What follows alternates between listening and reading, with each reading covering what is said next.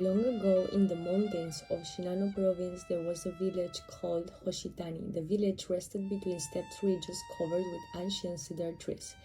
Mist often lingered among the trunks even after sunrise, and travelers disliked passing through the region after dark.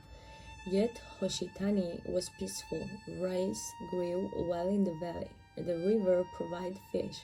The villagers worked hard and asked little from the world. Only one place troubled them, a narrow ravine north of the village known as Cedar Hollow. No shrine stood there, no road crossed it, no one lived nearby. Yet every few years, usually in autumn, strange sounds emerged from the hollow at night. They sound a wooden flute, no music exactly, just a single note, long, mournful. Lingering in the darkness, the note would sound once, then silence. Those who heard it often became uneasy, though they could never explain why. Until the disappearance of the hunter. The hunter's name was Daichi. He was 34 years old and known throughout the valley for his skill. One evening, he left the village carrying a bow and a lantern. He intended to track a deer that had been damaging nearby crops. Several villagers saw him enter the forest. He never returned. At dawn, a search party followed his trail. The footprints led towards Cedar Hollow. Near the edge of the ravine, they found his lantern. It was still standing upright.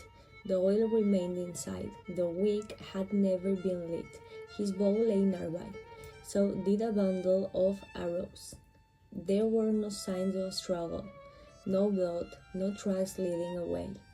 Daichi had simply vanished. The village searched for 6 days. Nothing was found. The local magistrate ruled in an accident. Perhaps the hunter had fallen into the ravine. The teens searched the rocky slopes thoroughly. No body was discovered. Life eventually returned to normal. 3 years later, another person disappeared. This time it was a traveling monk. The monk arrived during a rainstorm and stayed at the village temple.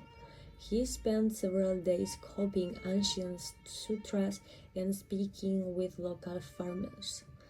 Before leaving, he asked a curious question. Had anyone investigated the flute sound? The villagers exchanged nervous glances. The monk explained that he had heard the note shortly before dawn. He described it as perfectly tame, lingering tone. The villagers urged him to forget it. Instead, he announced his intention to visit Cedar Hollow. That afternoon he departed. By evening he was gone. Searchers found his walking staffs leaning against a cedar tree. His sandals sat neatly beside it, but the monk himself had disappeared. Fear spread through Hoshitani. The village elders forbade anyone from approaching Cedar Hollow after sunset. For many years people obeyed. The flute note still appeared occasionally, but no one investigated. Then came the arrival of a scholar named Ishikawa Ren. Ren was not interested in ghosts. He studied unusual local histories and traveled throughout Japan collecting stories. When he heard the legend of Cedar Hollow, he became fascinated. He rented a room in the village and began his research. For months, he interviewed elderly residents. He searched temple archives. He examined forgotten records. Eventually, he uncovered a strange detail. Nearly 100 years earlier, another disappearance had occurred. A carpenter named Yuta had vanished near the hole. His case has been almost entirely forgotten, yet one witness statement survived. According to the record, Yuta's daughter claimed she heard a flute note shortly before her father disappeared.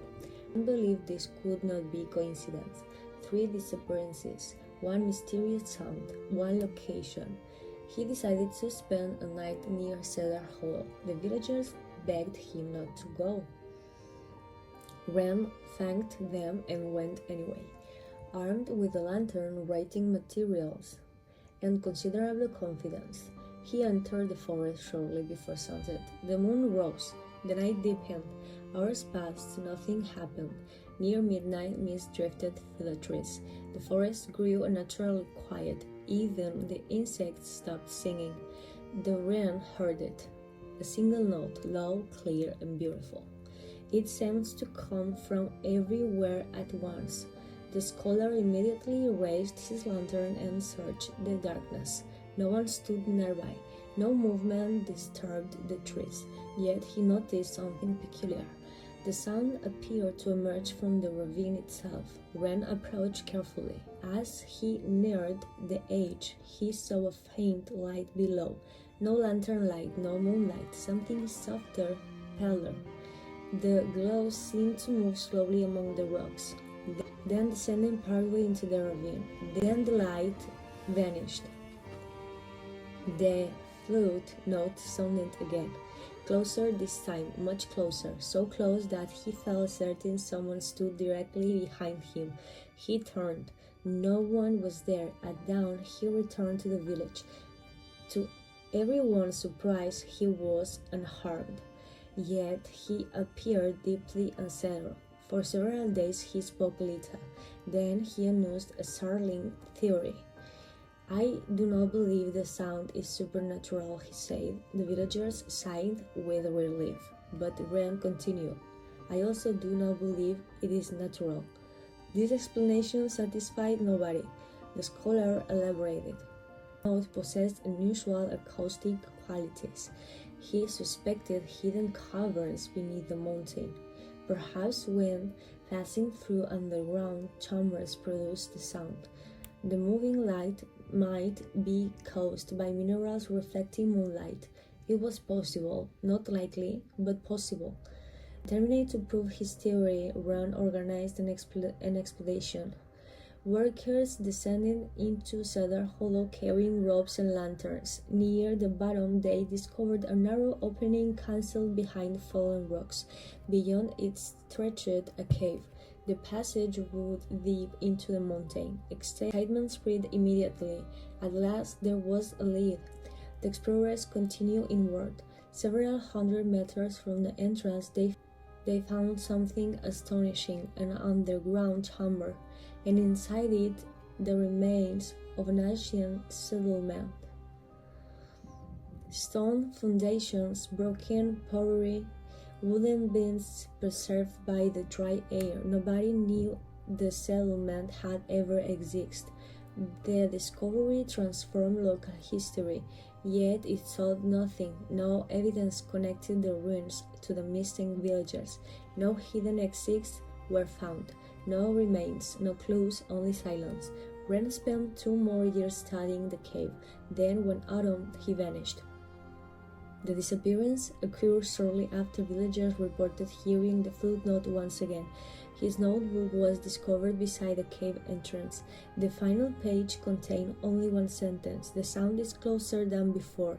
Nothing else. No explanation, no farewell, no further notes. The scholar was never seen again. Generations have passed since then. The ruins beneath Cedar Hollow still exist. Modern surveys have mapped much of the cave system. Researchers have searched repeatedly for evidence. They found none. The disappearances remain unexplained. Even stranger, the flute note continues to be reported. Not every year, sometimes not even every decade, but eventually someone heard it. A hiker, a woodcutter, a traveler passing through the mountains, always a single note, always after dark, always from Cedar Hollow.